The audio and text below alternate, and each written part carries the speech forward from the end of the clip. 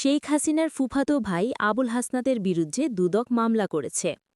প্রথম ছবিতে দেখবেন যমুনা টিভি, সময় টিভি, এটিএন নিউজ সেইটাকে কনটেক্সট সহ ক্যাপশন দিয়েই নিউজ করেছে যাতে জনগণ বুঝতে পারে।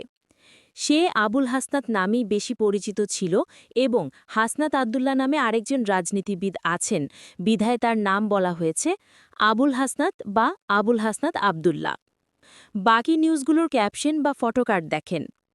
ইচ্ছা করে আবুল হাসনাত না বলে হাসনাত আবদুল্লার নাম ব্যবহার করার পাশাপাশি শেখ হাসিনার ফুফাতো ভাই, আওয়ামী লীগ, সাবেক চিফ হুইপ, সাবেক সংসদ সদস্য এরকম কোনো পরিচয় বাদ দিয়ে শুধু হাসনাত আবদুল্লার বিরুদ্ধে মামলা করেছে দুদক। এইভাবে ফটোকার্ড আর নিউজ টাইটেল দিয়েছে তারা। বেশিরভাগের নিউজ লিঙ্ক, থাম্বনেল বা ফটোকার্ডের মধ্যে আবুল হাসনাতের ছবিও নাই। যে কেউ নিউজ পড়ে মনে করে এনসিপির হাসনাত আবদুল্লার বিরুদ্ধে দুদক মামলা করেছে অবৈধ সম্পদ আয় করার অভিযোগে।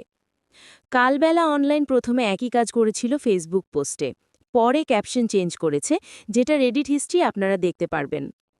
এইগুলাকে শুধু ক্লিকবিট জার্নালিজম বলার কোনোই সুযোগ নাই। এইগুলারে বলে ফ্রেমিংয়ের রাজনীতি, ওরফে শুয়োরের বাচ্চাদের সাংবাদিকতা। ভিডিওটি ভালো লাগলে লাইক, কমেন্ট ও সাবস্ক্রাইব করে পাশে থাকবেন।